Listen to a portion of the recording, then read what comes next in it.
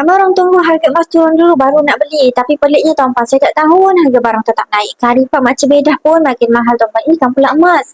Tuan-puan, menurut pakar penganalisis, harga emas dijangka naik semula sekitar RM750 hujung tahun ni. Tapi sebenarnya tuan-puan, kalau tak buat analisis pun, kita semua tahu satu benda. Dalam jangka masa panjang, harga emas memang makin meningkat. Ramai orang terlalu sibuk tunggu timing terbaik. Nak tunggu harga turun, nak tunggu masa paling cantik untuk mula. Akhirnya tuan-puan, tunggu punya tunggu langsung tak mula menyimpan. Hakikatnya yang betul-betul makin kaya bukanlah orang yang pandai timing market, tapi orang yang konsisten menabung sikit-sikit dalam jangka masa panjang.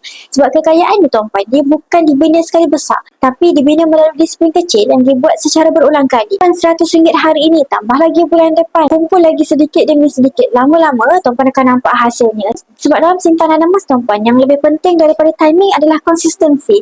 Jadi kalau tuan-puan nak mula simpan emas tapi tak tahu nak mula macam mana, nak mula dari mana, tuan-puan boleh terus isi borang saya dekat bawah. Saya guide tuan-puan step by step sampai tuan berjaya dalam simpanan emas. Assalamualaikum.